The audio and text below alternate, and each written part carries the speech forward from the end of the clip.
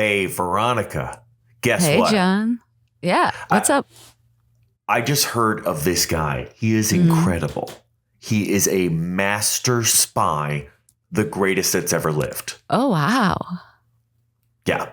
Listen, check this out. This guy, he's got it all. He's an alcoholic. So much that foreign agencies joke about it.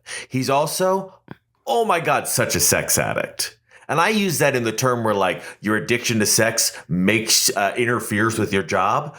And it does constantly. He gets caught over and over and over again because of his addiction to sex and drink. And he's just genuinely rude. And get this, he uses his real name the whole time. Master Spy. Wow. I can't believe it. What a crazy coincidence. Because I just heard about this guy. He's supposed to be this super master villain with amazing, flawless plans. But like this Sounds bumbling threatening. fool keeps basically interrupting him at every turn. Yet instead of just killing him and be done with him, he keeps telling him all of his plans and letting him even closer into his circle. Veronica, I think we have to set these two up. Do do do do. It's a Valentine's Day episode. When it comes to setting people up, we have the Midas touch. Toot toot. Toot toot. Toot toot toot toot. Toot toot Toot toot. toot. Toot toot.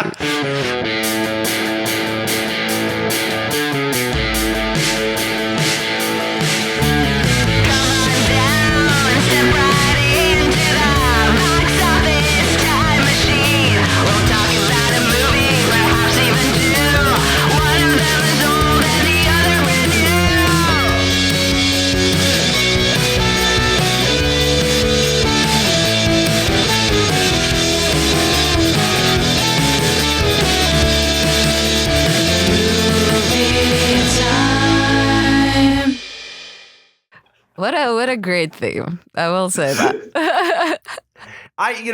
Let's start there with the music. The James Bond theme's great. And the Goldfinger theme, also fantastic.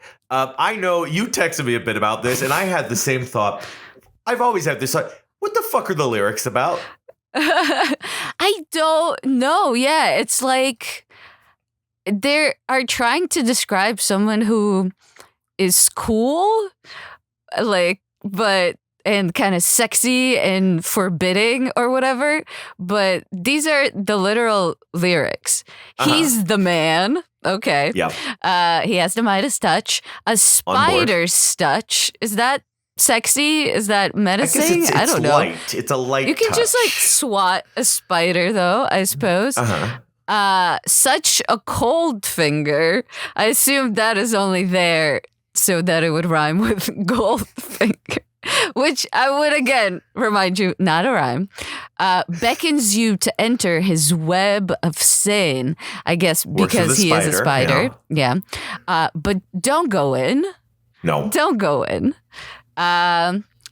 He will pour golden words To your ear? in your ear. Ooh. But his lies can't disguise what you fear. What do you fear? It's never clear.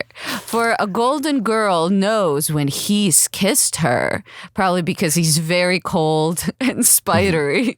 If it's the kiss of death from Mr. Goldfinger, okay, pretty girl. I got it. Beware of his heart of gold, because his heart is cold. Okay, I get it. I actually think it sounds right. It's about it's a bad guy. Don't date that bad guy. You're tempted. But like, who is this in the context of the movie? Who's the song about? That's a good question, because like at no point is Goldfinger sexy. Like No. at no point No, you're like, no offense to "Ooh." Mr. Gert Froba. Yeah, but at no point he's like, "Ooh, who is this mysterious man with a heart of gold?" or whatever. Yeah, he's not. 'Cause It seems like he's deliberately non-sexual, if anything. It much, much more seems to. I mean, he does kind of flirt with Pussy Galore, but it does seem to much more match James Bond. But at the same time, is throughout this movie, if you are a woman and you talk to James Bond, you will A, fuck him, and B, die. You will die. So it seems much more like it matches him, but I don't feel like the movie in any way feels that way. Like, Yeah. Well, that's kind of an interesting. First of all, maybe we should say hi. I feel like we haven't said hi. Hi, I'm Jon. Hello, I'm Veronica. We are talking about Goldfinger, the number one Yeah. movie at the box office from I guess it was released in 1964, technically, but it made it to the U.S. box offices just now. Yeah, apparently the fastest grossing movie of James Bond ever, I think. It has like the Guinness Book of Records for that. This is the third James Bond movie following Yeah. Dr. No and From Russia with Love. This is the movie that codified a lot of the tropes that would go on for many decades. And this is I'm gonna put it right. I'm gonna put it out there right now. I saw this movie as a kid. I enjoyed it. I loved the James Bond movies as a kid, but I have that problem where I'm like, oh, I know the old ones are important and I should like them, but I also find them very boring. Particularly, I don't think 13-year-old me ever made it through From Russia with Love. This one I got through. Oddjob, great. But this a few times on this podcast, which I don't think we said the title of, Box Office Time Machine. We are doing great. We're crushing it. We're as good at our job as James Bond. But a few times on this podcast, we've seen like when we do the movies that are like 60 or 70 years in the past. Frequently, I have like the weird position of being like, I know this movie is objectively great. I know that it's one of the most influential movies of all time. I also think its time has passed. I think that's Do you know what I mean? That's fair. I think that's very fair. It's kind of hard to find. For me, to be honest, a lot of the James Bond movies, even leading up to the Daniel Craig ones, there's no perfect James Bond movie. There's no James Bond movie where there's no just like lull in the middle of it, where you're just like going through motions and stuff. It's a movie based on set pieces, and in between the set pieces, some of the stuff really, really sags. And I feel like this movie is no different, but I feel like that was kind of like, you know, almost like a staple of James Bond movies.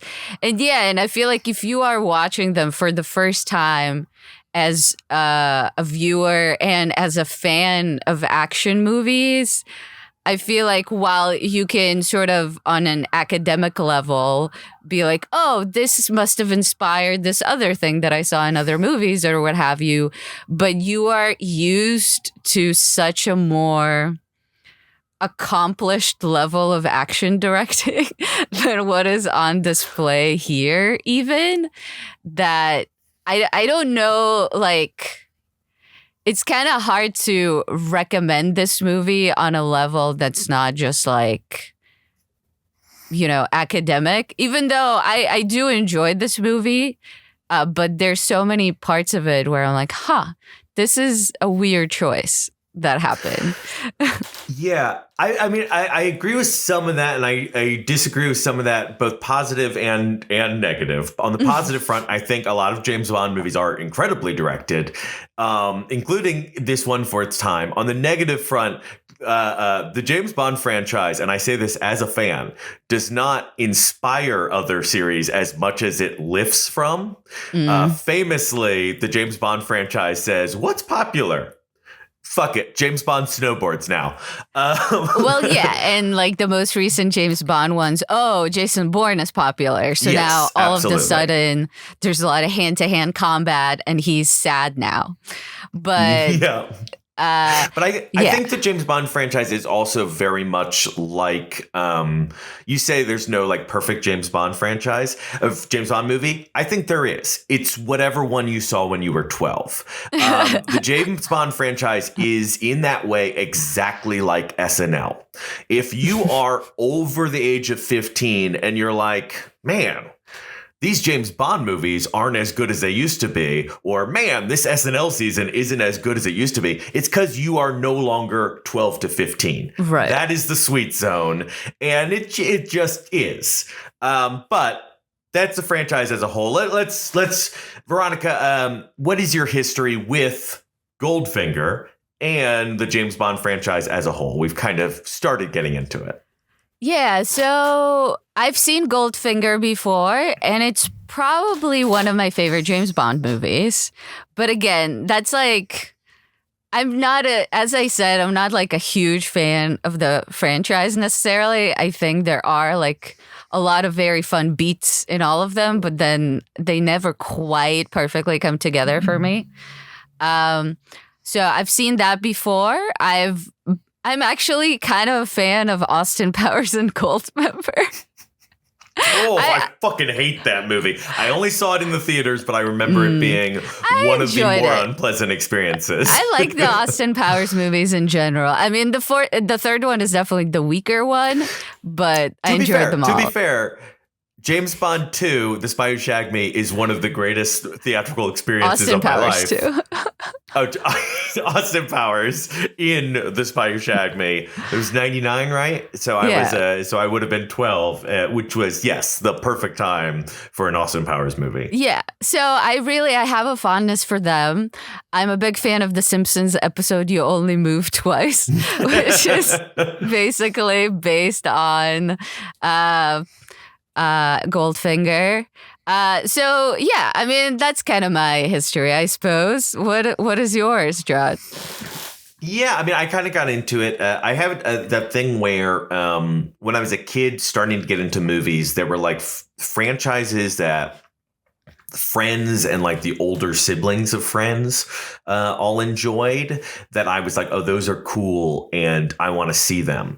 And it was like the Godzilla franchise, which I could never really get into. I saw a few and I was like, this isn't really for me. Various horror franchises that I did very much gravitate towards.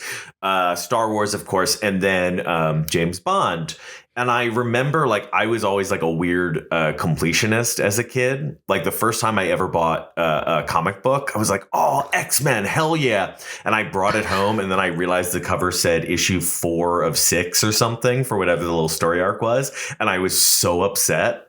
I get that entirely. I never like bought start another in the comic middle book after that as a kid. It wasn't until like I was in high school and I heard about like graphic novels and I was like, the full story, good. But so I wanted to watch the old James Bond movies and I did kind of struggle with them. But I remember enjoying this one. And I did enjoy rewatching it, but there were things that, like, watching it now that I was kind of like a little stunned by. And I guess we'll start with the thing we were talking about in the opening. James Bond fucking sucks at his job. Goldfinger also sucks at his job. I did a little James Bond in the beginning, so I'll jump over to Goldfinger. Okay, so you're Goldfinger. You want to... You have a big presentation where you explain your massive scheme to a bunch of mafia guys. One of them says, I don't want to be involved. And you go, oh, okay, no problem, Mr. Solo. Oddjob, please take Mr. Solo to his car. And we know that guy's going to get murdered. Classic bad guy move. Act gracious, then kill him. Sure. But then Goldfinger kills all the other mafia guys. Why did he give the presentation? Why did he build the incredibly elaborate model in a rotating pool table so that he could give the presentation? I was reading the background on this movie, and they said that the writers were very proud that they fixed a plot hole from the book that Goldfinger's plan didn't make sense in the book. It doesn't make sense in the fucking movie either.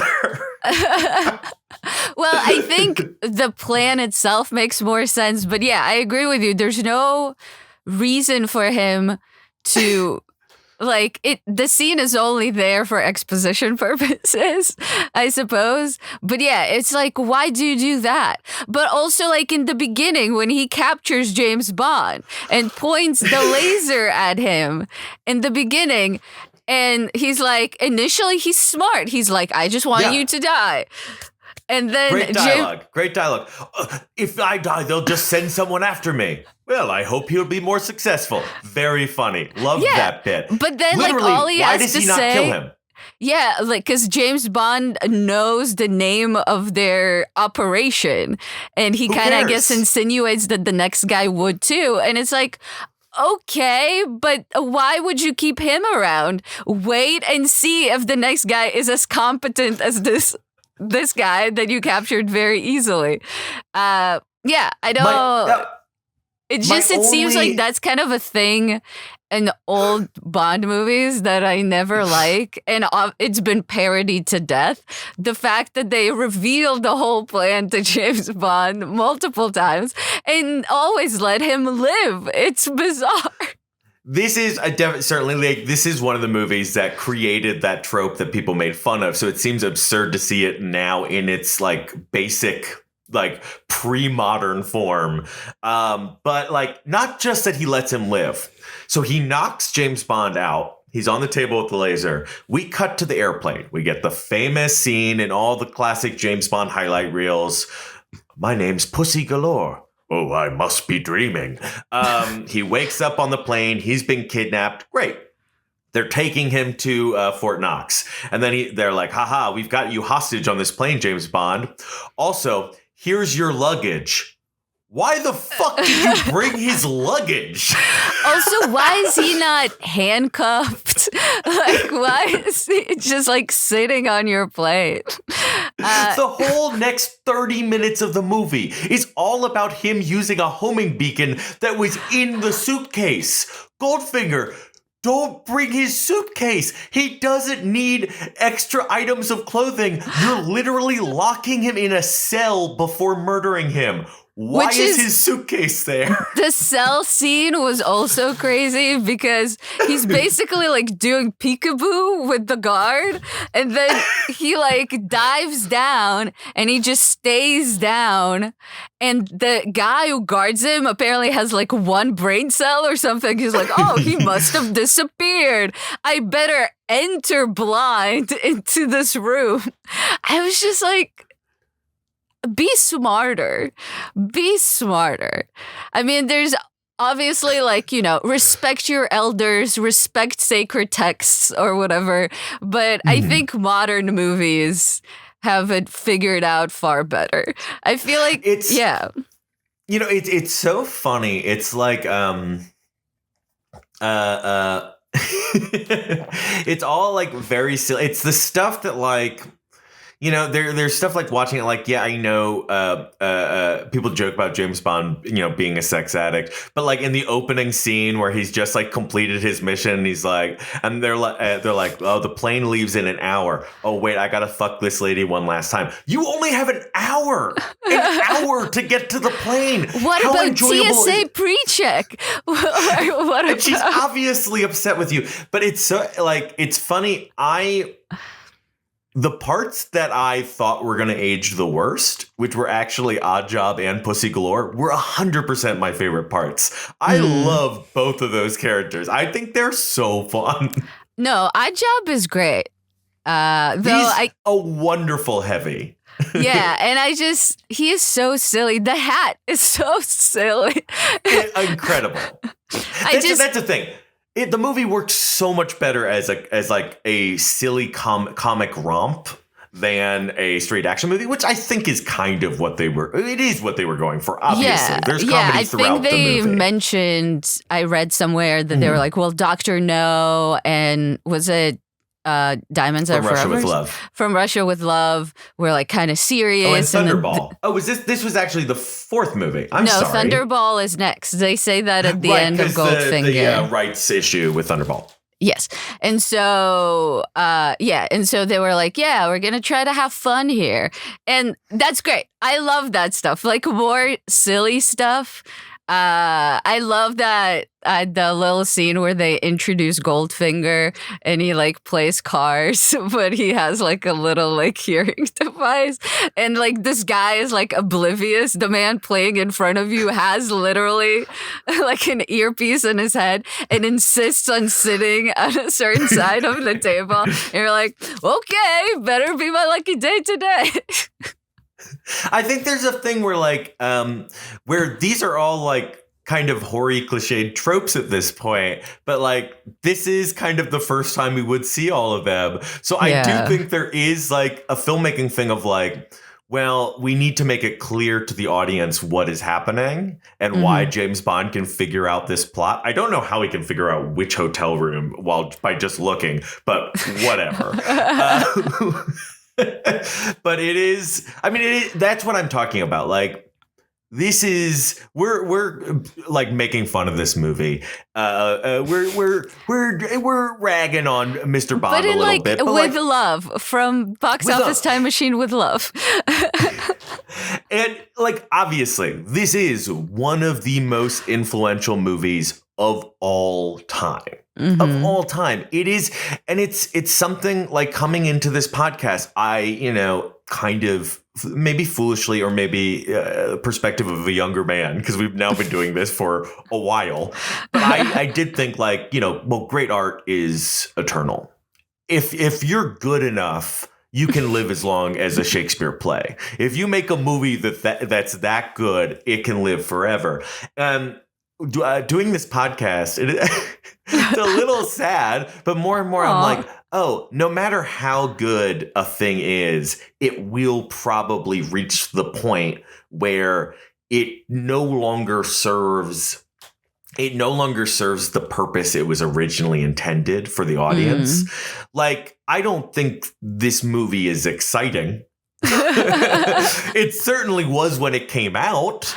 People were thrilled by it. It's just like, I'm sorry, in 2025, if you put a dissolve edit in between every scene of the movie, it's not going to feel exciting. For sure.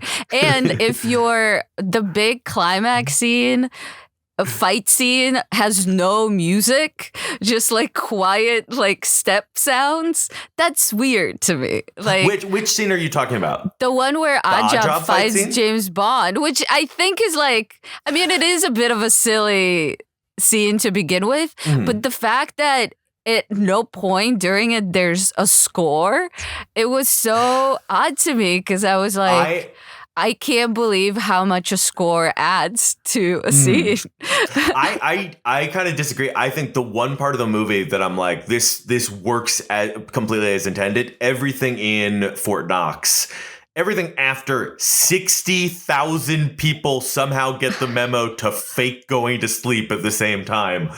An insane plot point. I mean, it's also an insane plot point because just like dispersing gas into the general atmosphere is not going to be like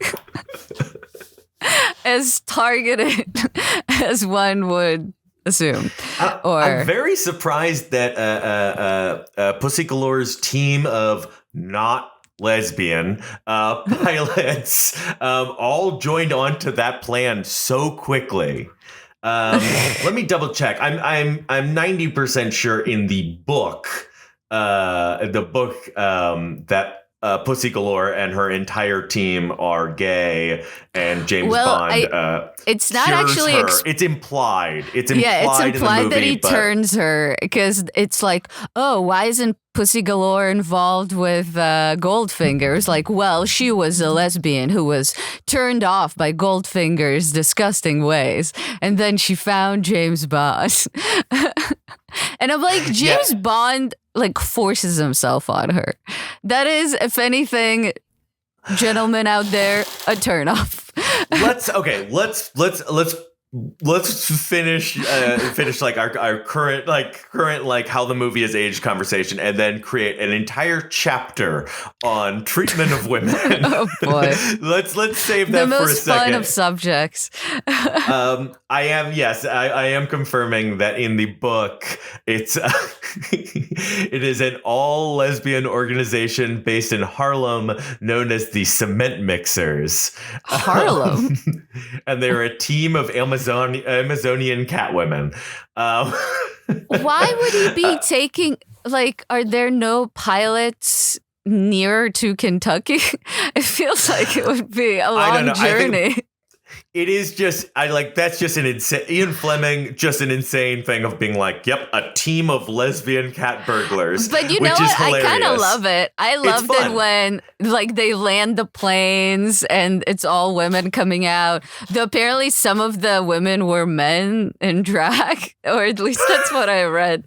While flying the planes, probably. Not in the scene where they all pop up tits out. Yeah, probably not. Tits pointed forward.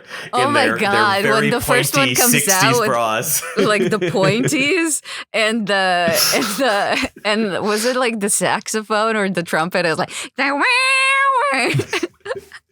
I did, because the thing is, like, if you were making who knows where they're going to go with the franchise now that Daniel Craig is done. But I have heard people talk about, like, for years, people have talked about a fun thing to do would be to make them period pieces back in the 60s. And it seems like that's actually kind of what they're doing with the new Fantastic Four movie, which should be really fun.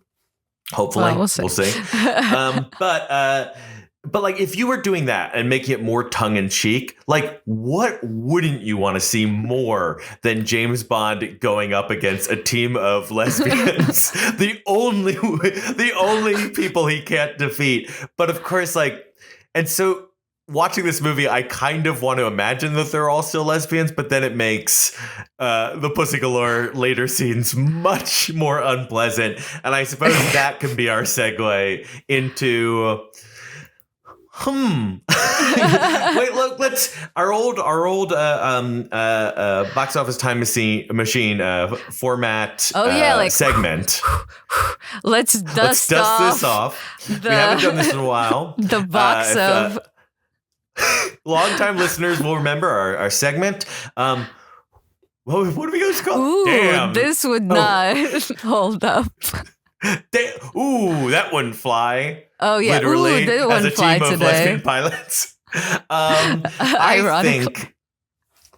Okay, there's two main things that I think would are in the realms of misogyny that are just so unpleasant. One is, of course, the seduction scene. Heavy quotations around the word seduction in The Hay. And two, oh fuck, there's a line. Oh, when the one beautiful woman who's only in one scene, Dink. Oh yeah, when the masseuse. Felix Leiter shows up and James Bond is getting a massage from Dink, and he pushes her away, saying, "Sorry, man talk." Oh God, yeah. That was so terrible. I mean, there's also, I think, doesn't the only or one of the only lines Moneypenny has is like, oh, I don't know anything about gold unless it's on like my bracelet or some shit. I was just like, oh, come on. She's a working professional woman. She works in the Secret Service. Okay, that we are in a transitional period with James Bond. This is actually an interesting conversation. Daniel Craig has just finished. Which elements from the James Bond character do you think we can keep? We're about to do another modern reinvention. I think we could kind of go back. We just did the Daniel Craig tragic love story stuff, which was fun. I like the Daniel Craig It wasn't bits. tragic, John. What? Well, Eva Green, and then he was sad until he found love again with you the called woman it 20 fun. years later. James Bond was suffering. Oh, well, it was fun that it was tragic. I think we can go back. And maybe this is because he's my James Bond, but the Pierce Brosnan, yeah, you're a pervy horn dog, and everyone's like, fucking grow up, dude. I think that's fine. The thing that really bothered me about James Bond's relationship to women in this movie was the fact that he, as we kind of alluded to it, he forces himself onto them and it feels like they have no agency. I have no problem if James Bond was actually a suave guy who's good at hitting on women and is sexy to them, getting to fuck whoever he wants, as long as it feels more consensual. Whereas this one at many points just felt okay, he's forcing himself onto them. They don't actually know that he's a spy. He's literally in the case of the first lady, the one who gets covered in gold. I forget Jill her name. Masterson. Jill.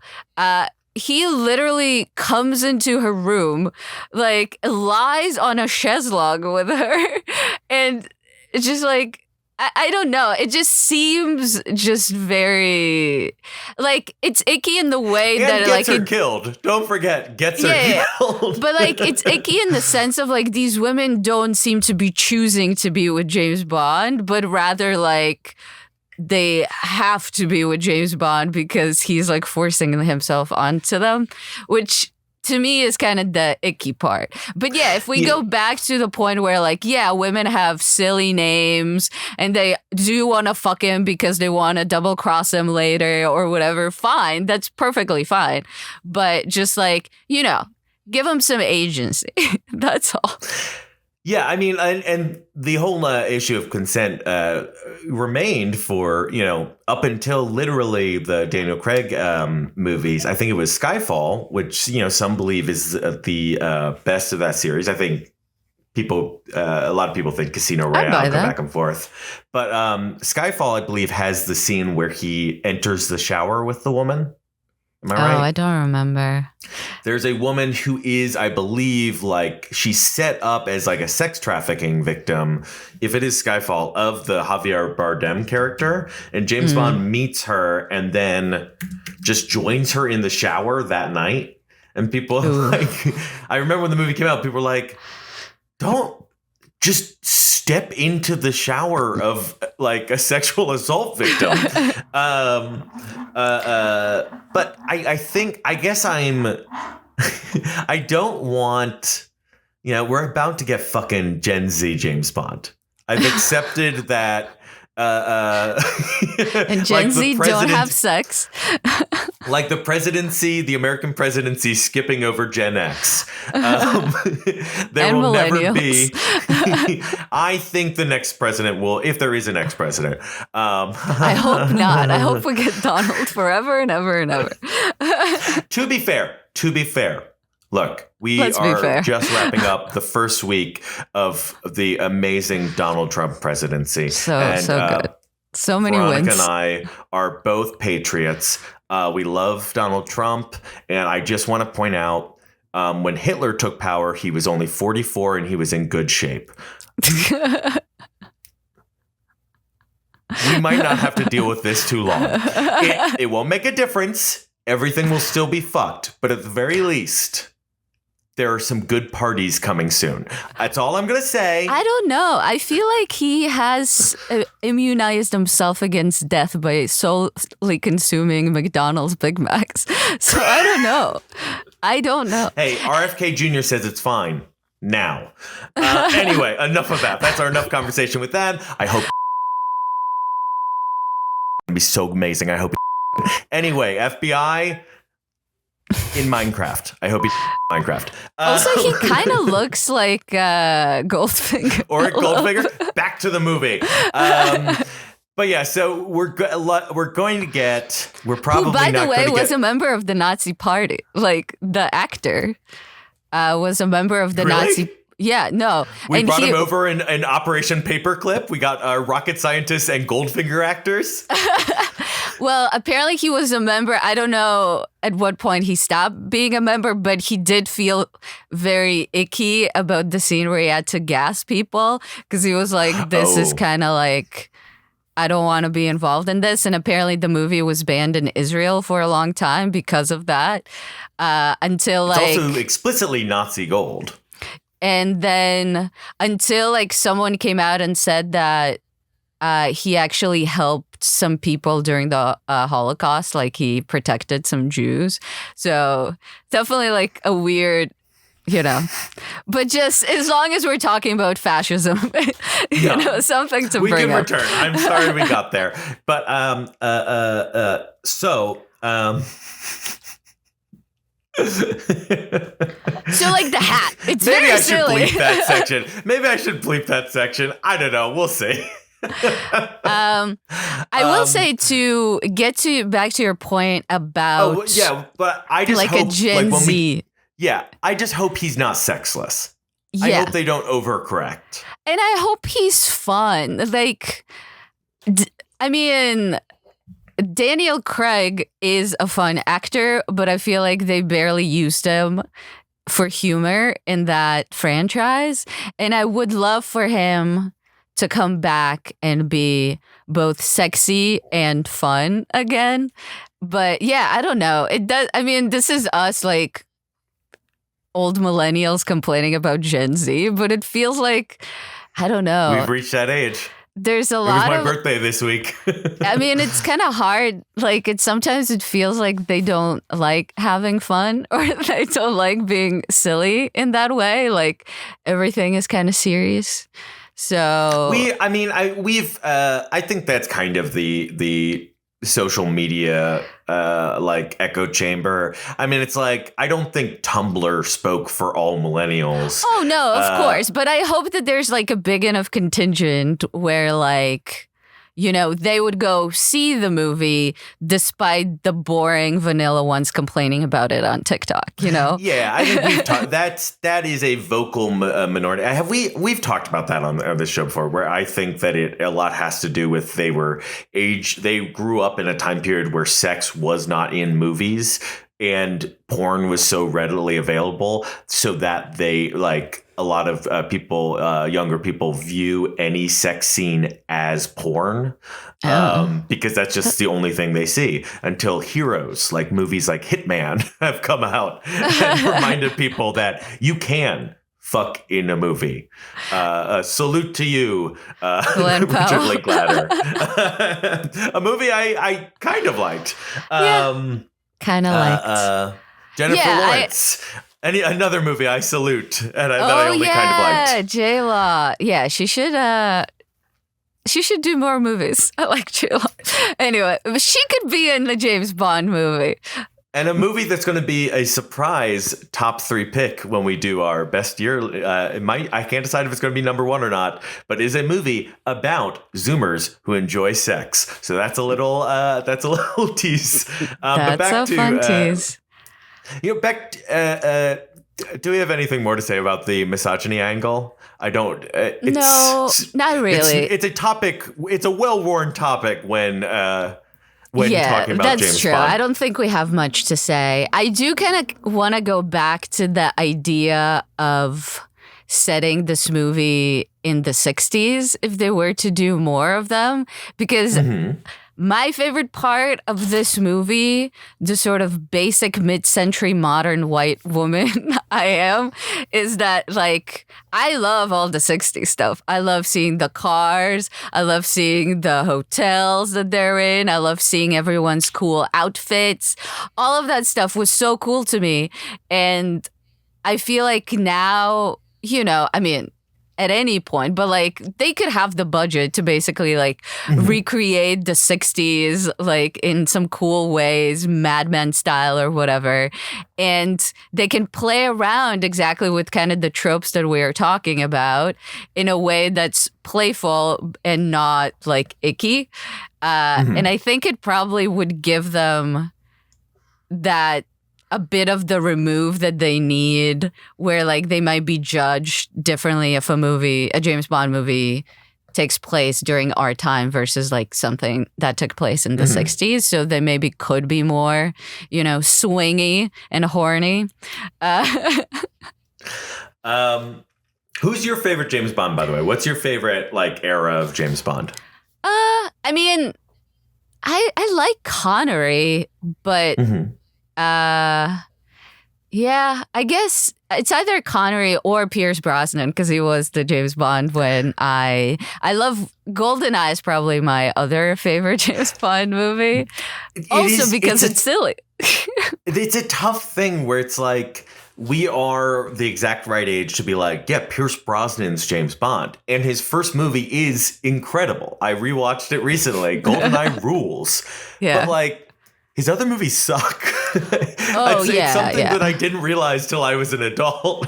I mean, I remember feeling okay about Die Another Day, but I can't imagine that holding up. Head to YouTube right now. Check out the Madonna cameo and she does cameo in it. Yeah, right? Well, she does the theme song. Video? I know she does the theme song. I can't remember if she cameos in it or just was in a music video. I think she does cameo. She does cameo in it. Yeah, it's like a North Korean soldier or some shit. But yeah, also look up the scene where he surfs on the thawing ice. Yeah, it's cool. Pretty. Have you watched it recently? No, but in my memory, it's cool. All right, back to the movie at hand. Did you realize until I didn't realize until reading the background? Did you realize that every one of Goldfinger's lines is dubbed? I did not know that, but I knew that the actor was German, and I was like, why do they? I didn't understand why he needed to why he needed to be English in the plot. You know what I mean? I was like, you have a German actor, why not keep him German? Yeah, they had that weird line where they're like, he's not German, but he seems it, or he's American, but he doesn't seem it. No, he's British. They say that he is British. Why? I don't know. That's my problem. I was just like, nothing about him has to be British. Is it because the MI5 or 6? Yes. He's MI6?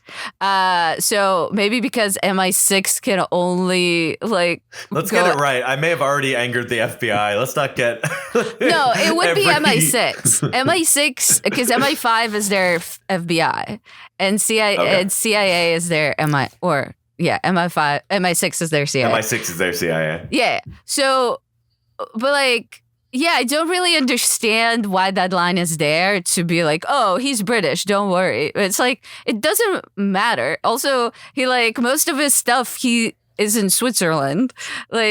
Why could he not be a German speaker? I really don't know why they did that. And yeah, then they dub all the dialogue except for 2 lines is what I read. I didn't notice it at all. It's crazy. Well, yeah, apparently what I read is that they make him speak very fast in German so that the dubbing would work better. Well, I think if I've read this correctly, so he didn't speak English. So he was saying his lines phonetically, but it was too slow. So they made him go faster for the dubbing. Oh, okay. They also wanted to dub either Jill or Tammy, the sisters. And I'm like, is that just a 60s thing where people were just dub crazy? They were just like, well, this is not exactly what I want. Let's dub. Well, there was way more. I think there was more just like ADR for nearly everything at the time. I mean, there's still massive amounts of ADR. ADR is just a regular part of filmmaking. It's just more seamless. Though I guess like you didn't really notice but I'm saying like maybe because all dialogue in these movies is so stagey and and a lot of anything's outdoors is like ADR'd. Like maybe because of that, the fact that he's also dubbed, I didn't really notice. But I don't know. I didn't notice a masterful effect. But also just, an unnecessary one. I would be curious as to why they chose to make him an English speaker. Because, German accents, always fun. Still politically correct, I think. So, why not do that? I would say the movie... I'm sure I'm missing stuff with the various Asian henchmen, but the movie, while maybe more sexist than I remembered, not as racist as I feared. You don't think Oddjob communicating only in is okay? Apparently he has a cleft palate in the novel, but that felt slightly weird. And also the fact that all the Chinese henchmen are basically dressed up as like farmers in like pre-Maoist Chinese countryside. All right. I take it back. Listen, it could it have been worse? For sure. But the faceless Asian, I'm sure of every different ethnicity, although they're all just credited as Chinese. That's the red its own Chinese. But Oddjob, like he's just like we had Jaws. Jaws is an attempt to recapture Oddjob. Certainly, also great, and Richard Kiel is white, and I think just like. Oh, no, I'm not saying that was racist necessarily. It just for some reason to me made his character be less intimidating. The fact that he like kind of grunted. But maybe that's just for me. I disagree. I think the heavy who doesn't speak and is just a physical presence. I think it's that's such a trope. And it's a trope I'm not saying. Works. I'm just saying he should have been silent entirely.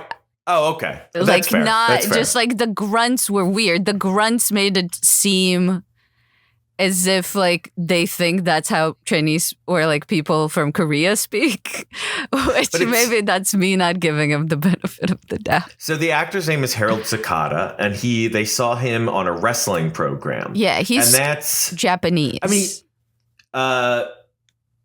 yes. Playing Korean in the movie. They certainly would not have thought that mattered at the time. But he, I mean, like, knowing he literally is a professional wrestler, like watching makes so much sense because watching the movie, I'm like, oh, this is a perfect wrestling heel. Yeah. He's doing he's great. The perfect I'm tough posture, the perfect haha, I've got you now facial expressions. Like he's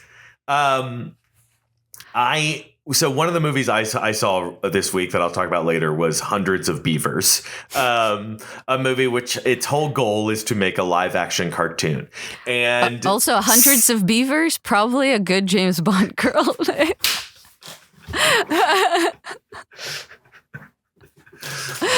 I think we've maybe got a fun game for this show. Beavers.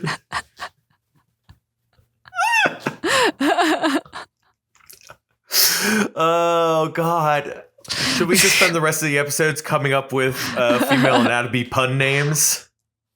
I mean, I feel like Austin Powers kind of cornered that market. Fair enough, but yeah, like the kind of like that exaggerated theatrical performance of like a cartoon or a vaudeville performer, because cartoons were inspired by like silent film or vaudeville or minstrel shows, but let's not go into that. But then it all goes back to like vaudeville stuff, and it's that very kind of theatrical, exaggerated physical performance. And I feel like Cicada gives exactly that. And it's why their fight is one of my favorite parts of the movie. That's the part where I'm like, oh yeah, this is what I want from a James Bond movie. And it's also like he's James Bond's not a superhero. He's not, Schwarzenegger or Stallone. He's more a John McClane who gets knocked down. And I like him being on. He's definitely weaker than Oddjob. And I like that. I don't as much love I just keep going back to he's so bad at his job. Yeah. He's Oddjob. I feel like at that fight scene, also Oddjob makes a bunch of unforced errors. I feel like if this was an actual real fight, he would have been smarter than, I'm going to push James Bond towards the hat that kills. To be fair to Mr. Job, he is dealing with the realization that he is about to be blown up by a nuclear bomb. And he has accepted that fact, but I'm sure it's weighing on his head. Yeah, that was also another thing that I was like, at that point, Oddjob is like the best employee ever because he's just like, he can basically help James Bond defuse this bomb and not die. But he wants his boss to get that gold value up. Oh my God. Yes, he's is a true patriot. Best henchman. Yeah, no, he's great. It's so funny. I always thought Oddjob was stupid and silly, probably because of A, the parody in the first Austin Powers. Random and task. B, the fact that he is the worst character in the video game GoldenEye on the N64. He's in GoldenEye? Which makes him like... Oh, yeah. Oh, my God. Did you never play GoldenEye Deathmatch as a kid? No. The GoldenEye character is the only character who is a different height than all the other characters. For some reason, they make him about 3 feet tall. And so it was incredibly hard to shoot him. So I remember in elementary school, people would yell out, "No Oddjob," whenever you're choosing characters. It would be cheating to choose Oddjob. So I always had a bad feeling about Oddjob. And I watched this movie and I'm like, oh my God, he's the best part in it by far. No, he is so... What do you think the hat is made of? So it's steel, right? But it also is sharp enough to metal. But it's also sharp enough to basically cut your head, essentially, because he cuts off the head of a sculpture at one point. He kills that lady with the hat. Yeah, when it kills her, it's not like a blade. It's more just a blunt object. I guess. All right. Well, maybe an improvement for the next movie if they were to introduce Oddjob. Have it be sharp. Okay, so in the novel, he's described as having black teeth and a sickly zoo smell. Lovely. Oh, gosh. He does have a razor edge bowler hat it's in razor the book edge, as well. Okay, well, there you go. Also, a good job for him not cutting his fingies on his razor hat. Oh, good point. Every time he puts that on, ow, ow, ow, ow, ow, owie, yeah. owie. Yeah. But he is very fun. All right, John, I have an important question for you. Please. What is your favorite James Bond theme? Theme song. Okay. There's only one James Bond musical theme. Yes. The da-da-da. I like that one. Okay.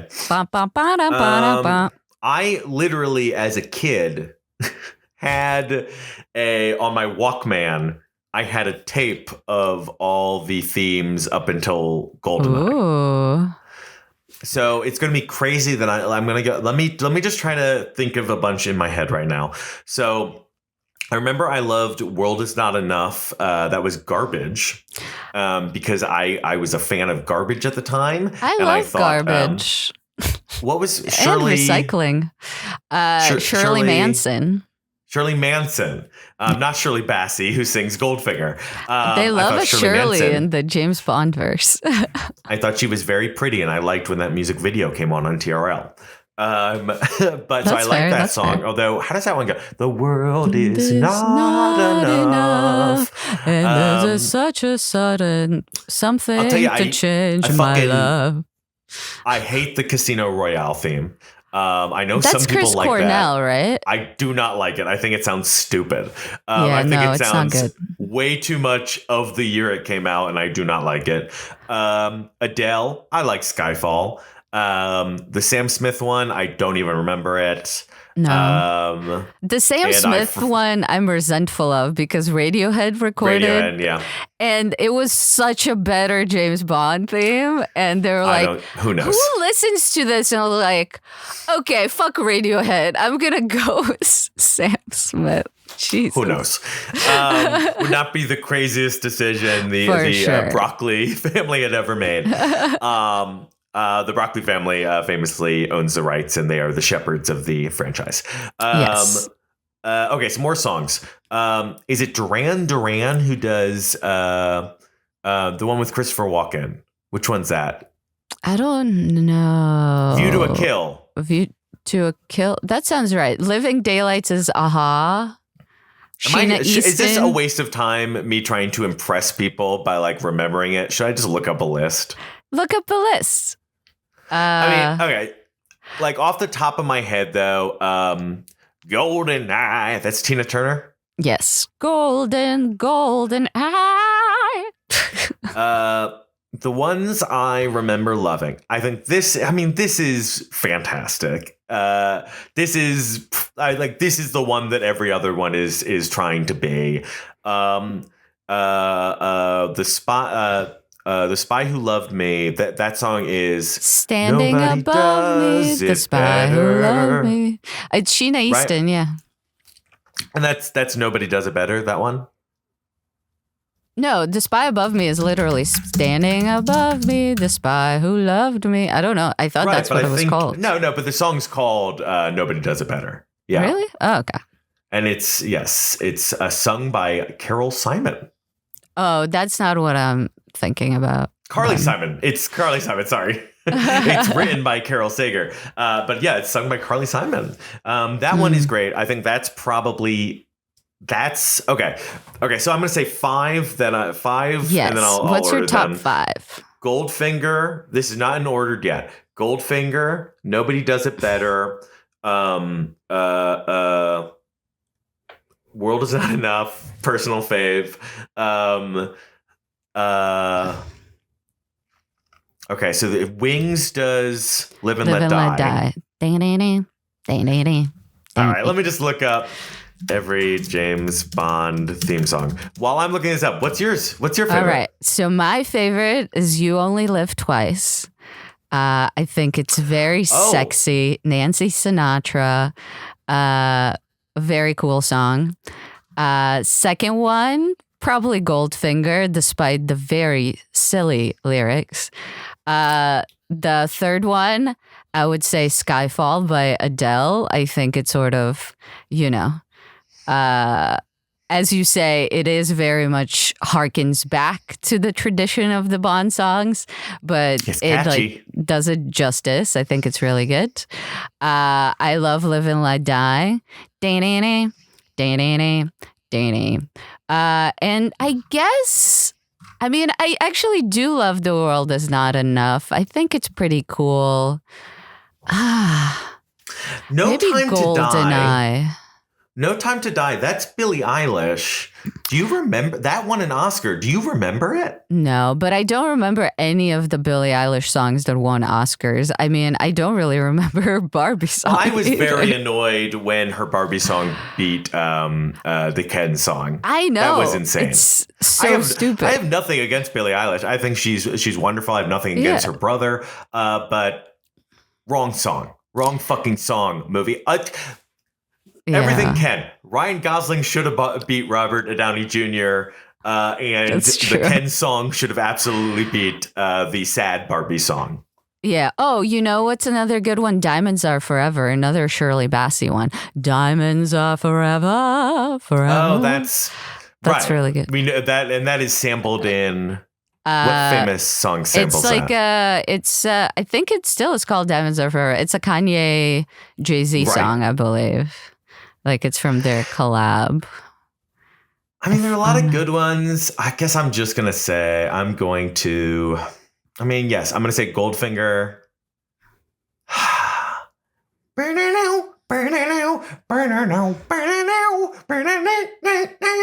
That is really fucking good. I guess you have to go like, which are ones that you can listen to separate from the movie, or are you evaluating which one of them are best in the movie? I think you can do whatever you want. I mostly evaluated them by embodying the spirit of the franchise while also being good songs. So yeah. Oh, by the way, no, the song is called Diamonds from Sierra Leone. That's the Kanye song that samples it. I was wrong. Diamonds are forever. Sorry. Work messages. All right. Well, that's a good discussion. It's so weird. We're still not getting paid for this show. They are. Yeah, they're all great. I guess. Okay. Let me just say, I gotta choose Goldfinger, Live and Let Die, and Nobody Does It Better, and all then right. Skyfall, and then. Fuck it, I'll just stop there. Great. Okay. All right, cool. Well, do you have much more to say about James Bond, or should we give it a grade? No, I guess it's just like the thing I just keep coming back to of how do you evaluate a movie that is like this, that is, decades and decades and decades of action movies were aping this and stealing from this. It's so influential. It was so beloved. However, while a lot of the comedy still works, the action and certainly the sexual politics and some of the other politics have aged poorly enough that it no longer really can do what it was designed to do. How do you evaluate a movie like that? Yeah, I guess it's hard. I'm going to try to rate it more on intention as opposed to like us maybe viewing it from our modern day lens, I suppose. But I agree. We haven't talked about yet? Sean Connery. Oh, yeah. Pretty good. Good James Bond. Pretty good. Okay. Pretty good. I mean, I said he was my favorite James Bond. Yes, he's excellent in this. He's very funny. Any other actor, I think the awful things James Bond does would have come across even worse. Oh, and I'll point out one other thing. The gag where after he escapes, we cut back to the cell and he now has an absurd amount of guards watching him. Very funny. It's a gag that's been used in many things since. Very funny. Okay. Yeah. And also, Sean Connery is great. I will also say that his best roles are not James Bond roles, in my opinion. It's in The Untouchables, of course, but also in The Rock. I don't know if you've rewatched The Rock recently. I've never seen The Rock. Oh my God. True story. Do yourself a favor. But yeah, I think he's really good. And I kind of like how he wasn't like super into being James Bond in his public life, which makes him cooler even. Has any actor who played James Bond actually seemed to enjoy it? It's a good question. Definitely not Lazenby, but I don't know. I mean, I just remember like Daniel Craig after every single movie is just like the press story is just him going, I'm never doing this again. I'm never doing this again. I'm never doing this again. I'm married to Rachel Weisz. Why am I not just home with Rachel Weisz? That's fair. That's fair. Yeah, I don't actually know. But I do appreciate that usually like actors who play James Bond have a good sense of humor about it and end up doing really fun roles after the fact. I guess. True. I mean, Lazenby, I don't really know what happened to him, but everyone else has at least one role that they did after that. I'm like, oh, you're fun and great. Yeah, so that's actually, Timothy Dalton. Absolutely. We've got fun stuff like Hot Roger Fuzz. Moore. Spice World. Exactly. I was just going to say. Pierce Brosnan's had a ton of fun stuff. I really enjoyed his turn as basically shitty James Bond in the movie Matador. The Matador. Wow. Yeah, it's a good I was movie. like, how many people remember The Matador? And Daniel Craig has, even before Bond ended, was already jumping over to his crazy period, which has been a treat. I'm struggling with how to rate this movie. I guess I'm gonna say honorary A, and then I'll give my contemporary rating. Okay. All right. 3, 2, 1. B-. B-. Hey, nice. Great. Cool. All right. Move on to other movies we've seen. Since I kind of already tipped the hat, why don't I start? Sure. I just minutes before we recorded this finished watching Hundreds of Beavers because I tried watching it the other night and I'm like, live action cartoon, time for an edible. And my body went, an edible, time to fall asleep 20 minutes into the movie. Hundreds of Beavers is I respect so much, and it is very fun. For those of you who don't know, this is a movie. It's basically a live action cartoon of a fur trapper trying to catch hundreds of beavers. The thing is, I feel like the only thing holding it back is that the classic Looney Tunes cartoons, your Chuck Jones cartoons, like there's such a clarity in everything, visual clarity of motivation. And I feel like that's the only thing that gets a little bit muddled in this movie. The lead actor's performance is incredible. A lot of the gags are, I laughed out loud multiple times. But there is a thing where it's like literally his goal to get hundreds of beavers does not start until 75 minutes into the movie. And they treat that like a joke. They reveal the title card 75 minutes into the movie. Oh, that's funny. Cute. But I think it would have been better if actually he wants to win. He wants to win the hand of a woman, and her father will only let him marry her if he catches hundreds of beavers. Very simple, great plot. I think that should be in the first 5 minutes. And it's That's like fair. stuff like that. And then some visual clarity. They do a very fun thing. It's shot in similar to a movie you and I saw many years ago and did not like, Escape from Tomorrow.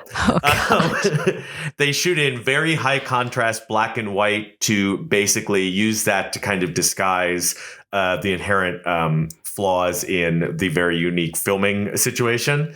Here they use it to basically turn all the snow into just a white basically a full white green screen that they can manipulate at any time. The more it looked like a cartoon, I think the better the gags worked. Other times there was some visual muddiness that I think hurt things.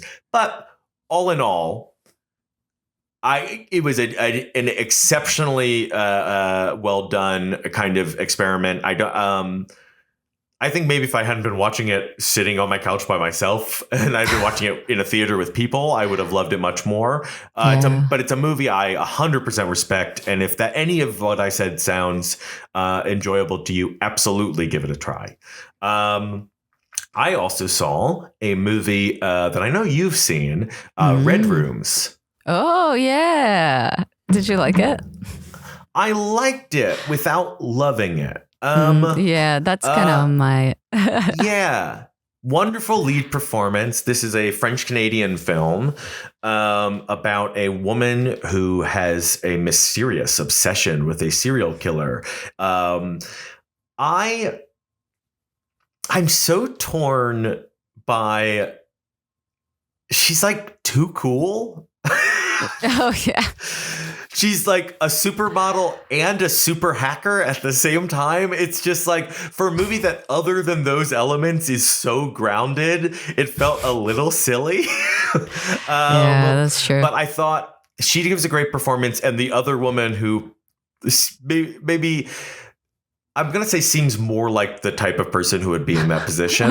But maybe that's kind of us assuming like what type of a person would be obsessed with a serial killer is kind of wrongheaded. Again, I enjoyed it without loving it. And that's maybe the comment to go with all three movies I'm going to talk about. I finally saw A Different Man. And similar to those other two movies, lead performances incredible.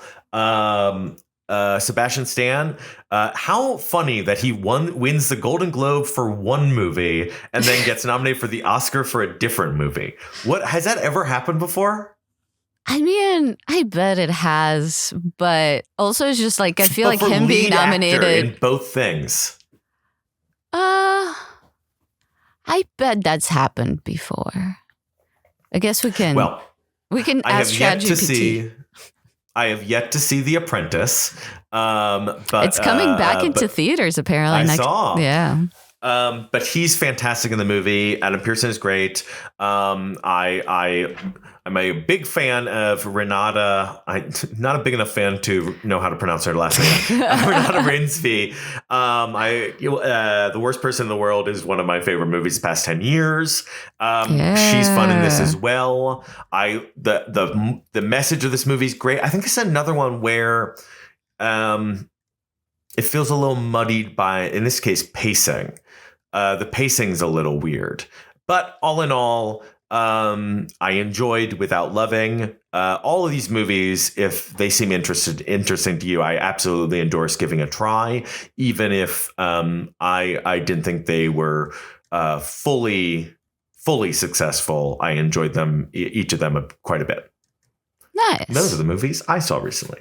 Wow. All right. Well, so first of all, I found, or ChatGPT returned some answers.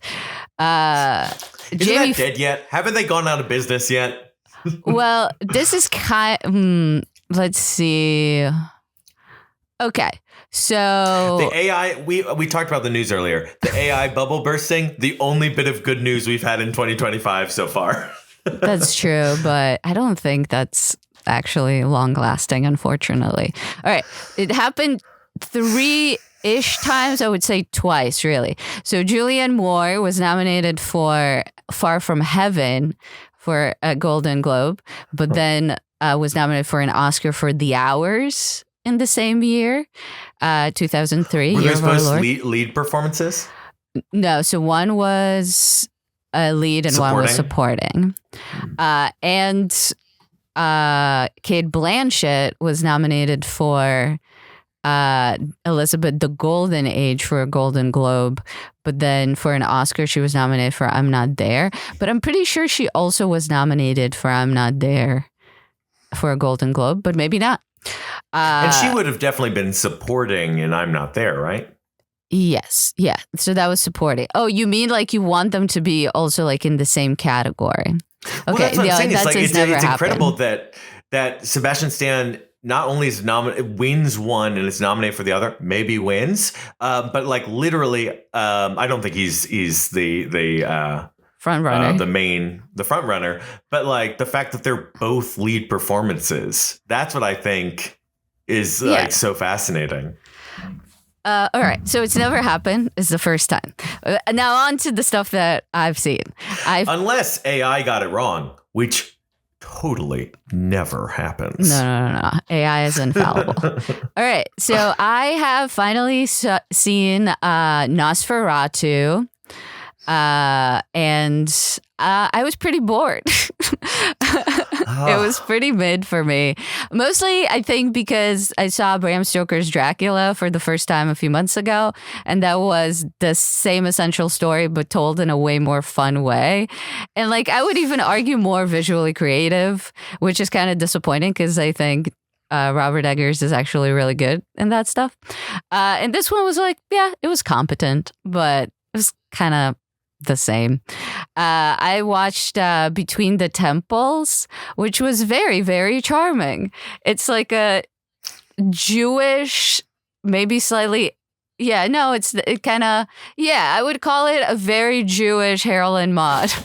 It was very, very sweet. Jason Schwartzman plays a rabbi, or rather a cantor. That's the guy who sings in synagogue, who recently lost his wife, who his two lesbian mothers keep trying to set him up with other women, and every time they see him, it seems like, who starts this friendship, maybe love story with Carol Kane, who wants to get bar mitzvahed in her 70s because she never got to do that.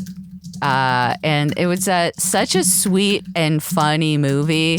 There's a very, very awkward dinner table scene that is filmed like an action movie that is amazing. I would really recommend Between the Temples. I finally saw my old ass, and everything John says is good. Or is correct. I really, really liked it. I couldn't get over the fact that the love interest looks like Kristen Stewart. Maybe that's why she's attracted to a man for the first time. Yeah. It was super sweet. Everyone was really, really good. I was kind of surprised by where it went, but in like a good way. So the trailer doesn't really give it away if that is a fear. So yeah, check it out. It's really good. I also saw Louis Buñuel's The Discreet Charm of the Bourgeoisie. Have you ever seen it? It's basically if Monty Python were surrealist French filmmakers and they wanted to make a satire about how much rich people suck. As a small child, I saw the what's the movie he made with Dolly? Oh, Unkian. You mean, is it like Spellbound? No, that's the one Dolly made with Hitchcock. Unkian Andalou. My French pronunciation. Oh, that one, the Wonderful. one where they cut the eyeball. I saw the eye cutting as a kid, and it scared me off all Buñuel. Well, this one is nothing like it. So I would say it's really, really funny that he really goes for it. I did not expect, because when I read the synopsis, I was like, oh, this is going to be like, cutting critique of the bourgeoisie. But it's like way more silly and absurd than that. And it was really fun. I saw The Count of Monte Cristo, the new French adaptation, and it was really, really fun. I mean, it's kind of hard to fuck up. I think it's like the best story. There are stories that are as good, but I don't think any story in the history of storytelling is better than a very simple story of love and revenge. So I thought it was really, really well done. So yeah, if you're into that and don't want to read a 1,000-page book, this is pretty good. And I saw California Split for the first time, which is the Robert Altman movie, where basically Elliot Gould, who's a very I don't know. He's like kind of a debonair schlub who's kind of gambles for fun, who lured into his circle. The guy from Just Shoot Me, who played the boss in Just Shoot Me, whose name escapes me. George Segal. George Segal, who actually does have a gambling problem. And they start off with, having fun hijinks and stuff, like doing maybe like even tiny cons, to actually realizing that George Segal actually has a really serious problem. And it ends in a very, very good way, where I think the ending is very earned yet somewhat surprising, that I really liked. I just love Altman. Like, his dialogue is so natural. Just people are existing in the world, so you're just feeling like you're seeing just like you're in it with them. You're just like experiencing life in the 70s with Elliot Gould in a casino, and it's the coolest thing ever. It's fantastic. Veronica, are you working your way through Jeff Goldblum's filmography? Yeah, that's the thing. I just realized that I'm like seeing a lot of old Jeff Goldblum. You've watched, but not just old movies. You've watched basically in a row his first and second movie, Death Wish and California Splits. You just got to watch Nashville next. Well, I've seen Nashville before, so I've seen it already. Watch it again. I saw Nickel Boys, which was fucking depressing. It's really well done, but it's kind of a hard movie to recommend because you're just going to be very sad for all of these boys. And for their grandma. I always feel for grandmas. And the movie is really well done. Obviously, I think everyone knows that it's sort of only filmed from a POV of two people. So it also looks pretty interesting. And finally, I saw Presence, the new Steven Soderbergh horror movie. I would say it's not really scary. Like, the thing is that it's like a horror movie from the perspective, or a haunted house movie from a perspective of the ghost. And it's like an interesting setup, but it almost all of it kind of feels like setup. And then when the ending happens, it feels kind of sudden, but also makes no sense at the end. And I feel like while I love Steven Soderbergh, he's probably one of my favorite filmmakers. The thing that I feel like he kind of not even struggles with, but a thing about him that I sometimes find frustrating is that he's like a very much like, oh, the screenplay is good enough. Let's just film something. And sometimes that works out fine. And sometimes you're just like left with all of these unresolved questions. And you're like, this could have been so much better because the idea is so good.